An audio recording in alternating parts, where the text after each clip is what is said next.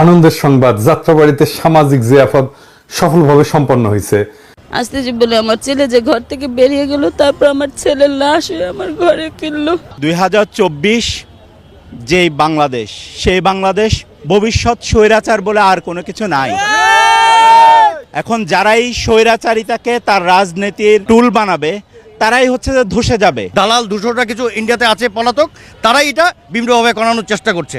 তবে আমরা যতটুকু পারি, আমরা যদি সংঘবদ্ধ থাকি, ইনশাল্লাহ তারা বেশি দূর আগাতে পারবে না। এই যে ডেইলি স্টার, প্রথম আলো, বাংলাদেশকে জঙ্গিবাদ কুজা এবং ইসলামের বিরুদ্ধে যে অপপ্রচার, 2 সপ্তাহ আগে থেকে আমরা এটা হচ্ছে আমাদের প্রচারণা শুরু করছি এবং কি আমাদের কার্যক্রম শুরু করছি। কিন্তু গতকাল রাত থেকে আমাদের ডিরেক্ট আমরা যেখানে রান্না করব, এই রান্নার প্রসেসিং সবকিছু গতকালকে থেকে শুরু হয়েছে। অসহায় যারা আছে, দুস্থ যারা আছে, সবার জন্য এখানে কোনো ভেদাভেদ নেই। আমরা এখানে আমাদের ভারতীয় আগ্রাসন রুখে দিতে হবে বাংলাদেশ থেকে, এটা আপনারা দেখতে পাচ্ছেন।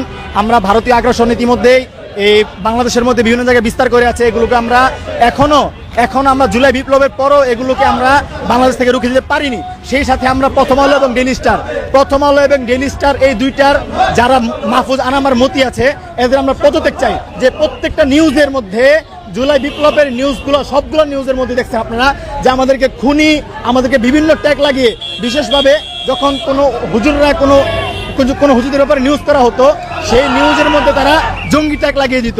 যাত্রাবাড়ির প্রতিরোধ যোদ্ধাদের সম্মানে জিয়াফত এবং 10,000 মানুষকে খাওয়ানোর আয়োজন করা হয়েছিল। 10,000 মানুষ খাইছে। যাত্রাবাড়ি ছিল আমাদের জুলাই আগস্ট বিপ্লবের লেনিনগ্রাদ। তাই যোদ্ধা আর শহীদ পরিবারের সম্মানে এই সেলিব্রেশন, র্যালি হয়েছে, গান হয়েছে, আতশবাজি পোড়ানো হয়েছে, খাওয়া দাওয়া তো হয়েছেই। 10,000 লোককে খাওয়ানো হয়েছে সারাদিনে। তারপরে অনেক খাবার বেঁচে গেছে। এলাকার মাদ্রাসাগুলোতে দেওয়া হয়েছে খাবার। আমি অবাক হইলাম, 10,000 মানুষ তো কম না, তারপরেও খাবার বাঁচে কেমনে? আয়োজনে যারা ছিল তারা বলছে খোদা তাআলা বরকত দিচ্ছে। হয়তো দিচ্ছেন। যারা দান করছেন আমি তাদের কাছে কৃতজ্ঞতা জানাই। আধার প্রদীপ ফাউন্ডেশন বাংলাদেশ টিম কাজে সাহায্য করছে, তাদেরকেও আমি কৃতজ্ঞতা জানাই। পর্যটন কর্পোরেশনের শেফরা হিসাব বিনা পারিশ্রমিকে রান্না করে দিয়ে গেছেন, পর্যটন কর্পোরেশনকে আমাদের কৃতজ্ঞতা। শহীদ পরিবার যারা আসছেন তাদের কাছে কৃতজ্ঞতা। পুলিশের তরফে নিরাপত্তার জন্য ব্যবস্থা করা হয়েছে, উনারাও শহীদ পরিবারের পাশে বসে খাইছেন। এক অপূর্ব দৃশ্য। এইভাবেই অবিশ্বাস আর সন্দেহ কাটবে। আইজিপি সাহেব নিজে ফোন করে খবর নিছেন, উনারাও আমাদের কৃতজ্ঞতা। এত বড় আয়োজন আমরা করতে পারবো এটা আমরা ভাবি নাই, কিন্তু হয়ে গেল, খোদা তাআলা মিলাই দিলেন। আমি খালি ভাবতেছি খাবারে এমন বরকত আসলো কিভাবে। আমাদের এরপরে জিয়াফত রামপুরায়, আমরা তারিখ দেব তাড়াতাড়ি। রামপুরার ভাই বোনেরা রেডি হন। এইবার আসেন আসল আলাপে, গুপ্ত হত্যা নিয়ে আলাপ করি। আপনারা শুনছেন এর মধ্যে সারা দেশে গুপ্ত হত্যা হইতেছে, ছাত্ররা মারা যাইতেছে বেঘরে। কয়েকজন মারা গেছে, কেউ মার খেয়েছে, কেউ হত্যার হুমকি পাইছে। ফেসবুকে লাইভে প্রকাশ্যে আওয়ামী লীগের অমির রহমান পিয়াল হত্যার নির্দেশ দিচ্ছে। শোনেন, আমাদের এই জয় বাংলা, আমি মনে করি এই জয় বাংলার এক্সটেনশন হতে হবে ওই রকম জাওয়ালদের হত্যা করা। যে লোকগুলো আমাদের এই মেটিকুলাস প্ল্যান বলে একটা, মানে কি বলে, গেট ব্যাক বাংলাদেশ বইলা ইস্ট পাকিস্তানের দিকে ফেরত দিচ্ছে, মানে 54 বছর আগে নিয়ে যাচ্ছে। এদের বিরুদ্ধে লড়াই করতে হবে এবং দ্যাট ইজ একেবারে খুঁজে প্রতিটা গ্রামে, প্রতিটা মহল্লায় এই দালালদের হত্যা করা হলো গিয়া মিশন হওয়া উচিত। দ্যাট উইল মেক এ মুক্তিযোদ্ধা। এবং এই মুক্তিযুদ্ধর প্রথম কলেমা হচ্ছে Joy Bangla. That is the campaign we are doing. Swiss আইনে, ইউরোপিয়ান আইনে এটা অপরাধ, চরম অপরাধ। আমরা জানতে চাই বাংলাদেশের পররাষ্ট্র মন্ত্রণালয় কি করছে এটা নিয়ে। আমরা প্রকাশ্য বিবৃতি চাই। আমরা চাই পররাষ্ট্র দপ্তর সুইস অ্যাম্বাসাডারকে ডাইকা ভিডিও দেখাক সাবটাইটেল দিয়া। জানতে চাক তোমরা কি করছো। সুইজারল্যান্ডের বাংলাদেশি ডায়াসপোরা আপনাদের ট্যাক্সের পয়সায় তারা ভাতা দেওয়া হয়, সে আরেকটা দেশে সেই সুইজারল্যান্ড থেকে হত্যার হুমকি দিবে। ছাত্ররা মিছিল করতেছে, নিরাপত্তা চাইতেছে, কিন্তু ছাত্ররা কেন অমির রহমান পিয়ালের এই প্রকাশ্য হত্যার নির্দেশের বিরুদ্ধে পররাষ্ট্র মন্ত্রণালয় কি করছে তার জবাব চায় নাই। যাই হোক, আসেন আমরা দেখি হামলাগুলো কারা করতেছে। আমি মনে করি না যে অমির রহমান পিয়ালের হুমকিতে বাংলাদেশে কেউ কিছু করবে। ওই ক্ষমতা ওই হেডম অমি পিয়ালের নাই। রাজনীতিতে এইসব ভাব নিতে হয়, সে নিছে। এই ভাব আর পশ্চাতে হামলায় দিতে হবে, সেটা পররাষ্ট্র মন্ত্রণালয় করুক, না করলে আমরা দেখব। তবে যা রটতেছে তার মধ্যে কিছু ঘটনা আছে যা নিজেদের মধ্যে মারামারি, ছিনতাই, আবার কিছু সত্যি সত্যি গুপ্ত হত্যা। তো এর মধ্যে আমি সাদমান বলে একটা ছেলে, এই যে লড়াইয়ের ফ্রন্টলাইনার, তার একটা স্ট্যাটাস দেখলাম যে তার উপরে হামলা হয়েছে আর সে মৃত্যু ভয় করতেছে। আমার যেহেতু তার সাথে যোগাযোগ আছে এবং ওই ছেলেটার ভিডিও আমি ইউজ করছি, কিন্তু ছেলেটাকে পুলিশ আর্মার্ড কার পেইন্ট দিয়া অকার্যকর করে দখল করে নেওয়া সেই যুবক দেখেন।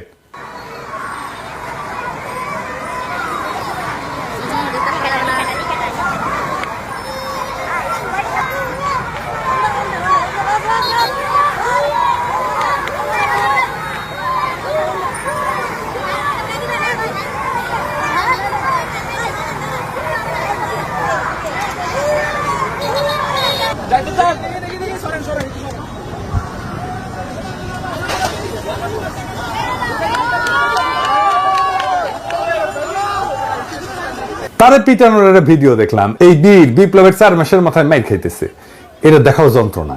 যাই হোক, ওর সাথে কথা কইলাম, সে বলল বিস্তারিত, সেটা আপনারা ভিডিওতেই দেখেন, শুনেন। আসসালামু আলাইকুম, আমি সৈয়দ সাদমান সাকিব, আমি ইউল্যাবের একজন স্টুডেন্ট। গত 1 ডিসেম্বরের যে একটা ঘটনা ঘটে, আমার উপরে কিছু বড় ভাইরা, আসলে আমার ইউনিভার্সিটির সিনিয়র বড় ভাই তারা, তো তাদের সাথে বাকবিতণ্ডা এবং একটু ভুল বোঝাবুঝির কারণে আমাদের মধ্যে একটু রেষারেষি হয় এবং মারামারির পর্যায়ে চলে যায় বিষয়টা। তো সেই জায়গা থেকে আসলে অনেক ঘটনা অনেক দিকে চলে যায়, অনেকে অনেকভাবে জিনিসটাকে মিস ইন্টারপ্রেট করা শুরু করে। কয় তারিখ? 20 তারিখ। আজকে 20 তারিখ আমরা সবাই একত্রিত হয়েছি বিষয়টার সমঝোতার দিকে কিভাবে আগানো যায়, কিভাবে জিনিসটা মিউচুয়াল করা যায়, সেজন্য আমরা আজকে একত্রিত হয়েছি। এখানে কিছু বিষয় আসলে আসছে, সেটা হচ্ছে 1-2 দিন আগে আমি একটা পোস্ট দিয়েছিলাম। তো এই পোস্টের কারণে হয়তো বা অনেকে ভাবতেছে যে তারা ছাত্রলীগ, যেটা আসলে কতটুকু সত্য কি মিথ্যা সেটা কেউই বিচার করতেছে না। আসলে এমন কিছুই না, আমরা সবাই ইউল্যাবের সাধারণ ছাত্র এবং আমরা প্রত্যেকেই আন্দোলনে সক্রিয়ভাবে অংশগ্রহণ করেছিলাম এবং হয়তোবা হইতে পারে যে এই ঘটনার প্রেক্ষিতে বাইরের অনেক থার্ড পার্টি বা হচ্ছে যারা আসলে ছাত্রলীগের সাথে জড়িত, তারা এই ঘটনাটার সুবিধা নেওয়ার চেষ্টা করতেছে। তা আমি বলবো আপনারা এই ঘটনায় কান দিবেন না। এবং আরেকটা বিষয় যেটা, যে যখন আসলে আমাদের মধ্যে ঝামেলাটা হয়, সেখানে তাদের কাছে একটা ইনফরমেশন আসে, সেই ইনফরমেশনের ভিত্তিতে আসলে তারা আমার সাথে রাগারাগি করে বা মারপিটের পর্যায়ে যায়। তো এই বিষয়ে আমি একটু অনুরোধ করবো বড় ভাই যারা ছিলেন ওই ঘটনার সময়, আসলে চাঁদাবাজির বিষয়টা একটা এলিগেশন আসে সাধারণ শিক্ষার্থীদের কাছে, যে হচ্ছে যে একটা চাঁদাবাজের একটা এলিগেশন আসে, কিন্তু এটা আসলে যাচাই করে দেখা হয়েছে এটা আসলে কোনো ভিত্তিহীন, এটার কোনো ইয়া নাই, এটার সাথে কোনো সম্পৃক্ততা নাই।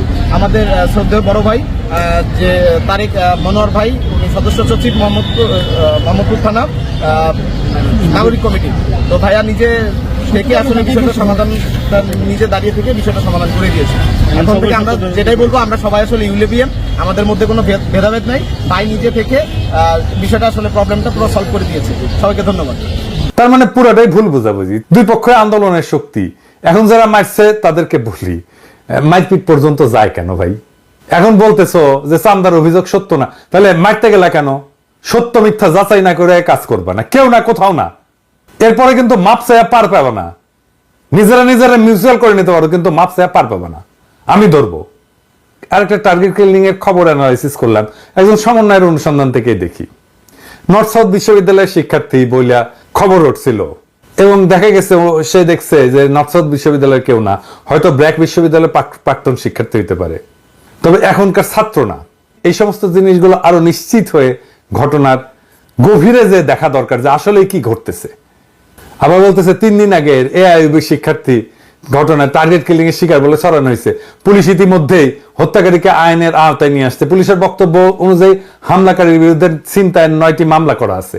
সুতরাং হামলাকারী ছিনতাই রিলেটেড কারণে এই ঘটনা ঘটাইছে বলে অনুমান করা যায়। তৃতীয় ঘটনা ইস্টার্ন ইউনিভার্সিটির শিক্ষার্থী, এখানে ছড়ানো হয়েছে যে ভারত বিরোধী পোস্টের জন্য হয়তো তাকে টার্গেট কিলিং করা হয়েছে তার ফেসবুক পোস্ট দেখা, কিন্তু এটা নিতান্তই ছিনতাইয়ের ঘটনা এবং ছিনতাইকারী হত্যাকারী ধরাও পড়ছে।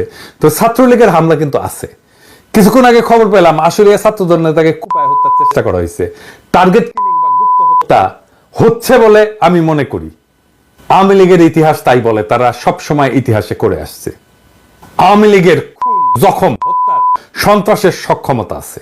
তাদের সেই ক্যাডার বাহিনী আছে, অস্ত্র আছে, এবং তাদের সেই নির্মমতা আছে, সেই বর্বরতা আছে। এটারে ছোট কইরা দেখবেন না, সে আগেও এটা করছে। তবে আরো কয়েকদিন লাগবে এটার প্যাটার্ন বুঝতে। খুব সম্ভাবনা আছে আওয়ামী লীগ অর্থাৎ তার গণসংগঠনগুলা, police, Ansar, Chhatra League, BJP, NSI, আর্মির মধ্যে থাকা তাদের লোকজন এবং ইন্ডিয়ান নানা ধরনের এজেন্টরা এই অপারেশন চালাচ্ছে বলে আমি মনে করি। আওয়ামী লীগ কিভাবে প্রতিহিংসা নেয় তার একটা ঘটনা আপনাদেরকে বলি। 1974 দুর্ভিক্ষে বাসন্তীর একটা আইকনিক জাল পড়া ছবি ছাপা হয় ইত্তেফাকে। সেরা জালটা গায়ে জড়ায় কলার থোর সংগ্রহ করতেছে অনাহারী বাসন্তী, তার পাশে দুর্গতি নামের ছিন্ন জাল পড়া বাসন্তীর বোন। ইত্তেফাকে ছাপা হওয়ার পরে সারা দুনিয়া চমকায় যায়। এটাই মুজিব শাসনের পতন নিশ্চিত করে। এই ছবিটা গায়েব করে দেওয়া হয়েছিল। আমি মূল ছবিটা খুঁজে বের করে রেস্টোর করে স্বাধীনতোত্তর বাংলাদেশ বই যুক্ত করছি। এই ছবির চিত্রগ্রাহক আফতাব আহমেদকে শেখ মুজিব হত্যার পটভূমি তৈরি করে দায় অভিযুক্ত করে আওয়ামী লীগ। এই ছবির চিত্রগ্রাহক আফতাব আহমেদ, তার পরিণতি কি হয়েছিল জানেন? 2013 সালে নিজ বাসায় রহস্যজনকভাবে খুন হয়, বলা হয় ডাকাতি। বাসায় একাই থাকতেন। এটা কি খুব স্বাভাবিক ঘটনা বলে মনে হয়? সব খুনেরই মোটিভ থাকে। এই খুনের মোটিভ প্রতিহিংসা। আওয়ামী লীগ প্রতিহিংসা পরায়ণ একটা দল। এইটা শুধু আমার কথা না, মুরব্বী মির্জা ফখরুলের কথা। শেখ মুজিবের উৎখাতে যারা জড়িত ছিল তাদের সন্তানদের পর্যন্ত হত্যা করছে। আফসানার ঘটনা আমি একটা এপিসোড করছি। এটাই হাসিনা চালায় যাবে। হাসিনার পলায়নের প্রতিশোধ হাসিনার দলের গুন্ডারা নিবে। অনেকেই মনে করে একটা বেটার আওয়ামী লীগ তৈরি হলে খারাপ না, হয়তো সোহেল তাজগিরি একটা বেটার আওয়ামী লীগ তৈরি হবে। আপনারা আমার বই পড়েন নাই? হাসিনা ছাড়া কেউ আওয়ামী লীগ করতে চাইলে আওয়ামী লীগের গুন্ডারা এটা হইতে দেবে না, পিটায় ঠান্ডা করে দেবে নিজের দলের লোকদেরই। আর আওয়ামী লীগ তো প্রকাশ্যে দাপটের সাথে ঘুরে বেড়াইতেছে। এই যে দেখেন হেলমেট মাথায় হাতে থাকা এই সন্ত্রাসীর হাতে একাধিক ছাত্র খুন হয়েছে। এর নাম গোলাম সাদমান জনি, যুগ্ম সাধারণ সম্পাদক, চট্টগ্রাম মহানগর ছাত্রলীগ। আশ্চর্যের খবর হইল বুদ্ধিজীবী দিবসে রায়ের বাজার বদ্ধভূমিতে শ্রদ্ধা জানাইতে গেছিল এই পোলা। এরা ফিরে আসছে কাদের শক্তিতে? আমি একটা জরিপ করছিলাম, প্রায় 5 লাখ লোক ভোট দিছে। 77% লোক বলছে বিএনপির আশ্রয় প্রশ্রয়ে ফিরছে এরা। তাহলে এখন কি করণীয়? এইভাবেই মাইর খেয়ে যাবে আমাদের ছেলেরা? ছাত্রদের এবং জুলাই আগস্ট বিপ্লবের সকল বিপ্লবী শক্তিকে রক্ষা করতে হবে। এটা আমাদের একমাত্র প্রধান কর্তব্য এখন। যদিও কিছু বিজ্ঞজন এটারে বিপ্লব বলতেই নারাজ। তাদের যারা বলেন না এই রক্তপাত কিভাবে বন্ধ হবে, আমরা নাকি অরাজকতা করি। বিশেষ করে আমার নামে কি বিপুল ঘৃণা চড়ানো হয়েছে দিনের পর দিন, কতদিন ধরে দেখছেন তো। আমি নাকি অরাজকতা করতেছি। আমার নাম দিছে এনার্কি ভট্টাচার্য। চিন্তা করেন, নাম হয়ে গেল আমি নাকি মব উস্কাইতেছি। বিপ্লবী জনতা হয়ে গেল মব। ক্ষমতা পেয়ে গেছে তো মাদারবোধ সুশীলদের এখন বিপ্লবী জনতার দরকার নাই, তারা এখন নিছকই মব। এই বাঙ্গু সুশীলদের মাইন না দিলে এটা সোজা হয় না। 3টা জিনিস কাজ করে এদের জন্য। মাইর, 3rd ডিগ্রি মাইর একেবারে, গাই অথবা সারদা একাডেমির ঘোড়া দিয়া গোয়া মারাবেন, ঠিক হয়ে যাবে এগুলা। এই যে এটারে বিপ্লব বললো না, সেই জন্যই এই বিপ্লবটাকে বিপ্লব বলে গঠন করা গেল না কিছু মাদারবোর্ডের জন্য। যে কোনো বিপ্লবের পরে পুলিশ, আর্মি বা মিলিশিয়া তৈরি হয় বিপ্লবী শক্তিকে দিয়া। এমনকি শেখ মুজিব করছে। শেখ মুজিব রক্ষী বাহিনী তৈরি করছে, মিলিশিয়া বাহিনী তৈরি করছে মুজিব বাহিনী দিয়া। আমি 21শে আগস্ট ছাত্রদের দিয়ে মিলিশিয়া তৈরি করতে লিখছিলাম, বলছিলাম যেই পুলিশ চলে গেছে এদের ফিরে আনার কোনোই দরকার ছিল না। পাড়ায় মহল্লায় 18 থেকে 28 বছর বয়সীদের দিয়া আইন শৃঙ্খলা রক্ষা কমিটি বানাইতে হইতো। তারাই আইন শৃঙ্খলা রক্ষা করত। এদের পর্যায়ক্রমে প্রশিক্ষণ দিয়া পুলিশে আত্মীকরণ করতে হতো। এখনো এটা করা সম্ভব। আমি বলছিলাম এই দুর্নীতিগ্রস্ত, ট্রিগার হ্যাপি, রক্তপিপাসু পুলিশ বাহিনী আগামীর বাংলাদেশের কোনো কাজেই আসবে না। এই পুলিশ বাহিনীকে ফিরে আনা হয়েছে। বিপ্লবী ছাত্রদের হাতে অস্ত্র দিয়া মিলিশিয়া বানাইলে আজকে বেঘরে মরতে হইতো না। আমি বলছিলাম পাড়ায় পাড়ায় কমিটি করে ফেলতে। বিপ্লবের পর পর কেউ করে নাই। ছাত্ররা বলছে এটার মধ্যে নাকি ছাত্রদল, ছাত্র শিবির ঢুকে যাবে। আমি বলছিলাম উপজেলা, জেলা, বিভাগ, তারপরে জাতীয় সমাবেশ করতে, করে নাই। বলছিলাম বিজয়কে সেলিব্রেট করতে, করে নাই। সারা দুনিয়ায় কোনো বিজয় সেলিব্রেশন হয় না প্যারিস ছাড়া, শুধুমাত্র প্যারিসে হয়েছে 5ই আগস্ট। এই যে এইটা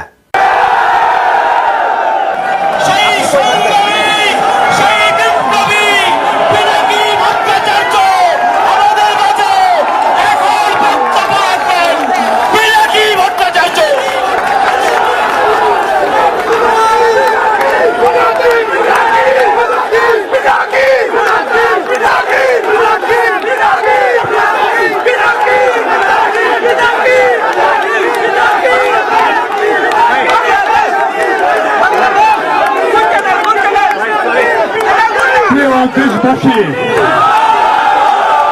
বলছিলাম ছাত্র সংসদ নির্বাচন করে ফেলতে, করে নাই। বলছিলাম স্থানীয় সরকার নির্বাচন করে ফেলতে, করে নাই। পুরা বিপ্লবী শক্তি অসংগঠিত হয়েছে দিনে দিনে ক্রমাগত, আর আওয়ামী লীগ সংগঠিত হয়েছে। এই গুপ্ত হত্যা চালাবে আওয়ামী লীগ, বিপ্লবী শক্তিকে টেরোরাইজ করতে, নিশ্চিহ্ন করতে, মাঠ থেকে সরাই দিতে। রাজনীতি কোনো সুশীল কাজ না, লড়াইয়ে রক্ত দিতে হয়, বিজয় রক্ত দিয়ে রক্ষা করতে হয়। এই প্রসঙ্গে একটা গল্প বলি, আমার নিজের গল্প। মেডিকেল কলেজে ফার্স্ট ইয়ারের ছাত্র, কমিউনিস্ট পার্টিতে জয়েন করছি। কমিউনিস্ট পার্টির যেটা প্রথম ধাপ, ওইটা বলে হচ্ছে গ্রুপ মেম্বার। তো সেই ধাপে আছি, গ্রুপ মেম্বারদের ট্রেনিং দেওয়া হয়, নানা পড়াশোনা করানো হয়, নানা বিষয়ে পার্টি কালচার ট্রেনিং দেওয়া হয়। এর মধ্যে পড়ানো হচ্ছে পার্টির ইতিহাস, সংগ্রামের ইতিহাস, পড়ানো হলো ইলামৈত্রের ইতিহাস, নাচলের ইলামৈত্র। সাঁওতাল বিদ্রোহ করছিল, কিভাবে লড়াই করলো, কিভাবে নির্যাতিত হলো, সেই নির্যাতনের মর্মস্পর্শী ঘটনা বলা হইতেছে, যে ইলামৈত্রের যৌনাঙ্গের মধ্যে গরম ঢুকায় দেওয়া হয়েছিল। এবং এই মর্মস্পর্শী বর্ণনা শোনার সময় গাছিরা উঠছে, মনে হয়েছে মাইরা ফেলি ওই দারোগারে। তো এই দারোগা কাজ করছিল, আমি জিজ্ঞেস করলাম ওই দারোগারে কেন খাইয়া দেওয়া হলো না? সবাই হারে করে উঠলো, বললো এই ধ্বংসাত্মক কথাবার্তা। আমি কইলাম যে এটাই রাজনীতি। যদি দারোগাকে খাইয়া দেওয়া হতো, আগামী 50 বছরে কেউ কমিউনিস্টদের বিরুদ্ধে মাথা তুলে তাকানোর সাহস করতো না। বিপ্লবের পরে যারা গান্ধী হইতে গেছিল, তারাই আজকের এই পরিণতির জন্য দায়ী। তাদেরকে ধরবেন, মিছিল করতেছেন তাদেরকে ধরেন। এখনো সময় আছে, বিপ্লবীদের মিলিশিয়া করে তোলেন। একমাত্র এইভাবে প্রতি বিপ্লবী সন্ত্রাস রুখে দেওয়া সম্ভব। এই সরকারের কাছে নিরাপত্তা চায়েন না, সরকারকে বাধ্য করেন মিলিশিয়া বাহিনী তৈরি করতে ছাত্রদের দিয়া। বিপ্লব রক্ষা আর আক্রমণ ঠেকানোর আর কোনো রাস্তা নাই, প্রচুর উদ্বৃত্ত অস্ত্র থাকে, তাই দিয়া মিলিশিয়া বানানো সম্ভব। যদি কেউ দায়িত্ব নিতে না চায়, আমারে দায়িত্ব দেন, অথরিটি দেন, 3 মাসে মিলিশিয়া বাহিনী বানায় দিয়ে আসবো বাংলাদেশে, সলিউশন দিয়ে দিলাম। সরকারকে বাধ্য করেন। এভাবে বিপ্লব শুধু না, বিপ্লবীদের জীবন রক্ষা পাবে। ইনকিলাব জিন্দাবাদ।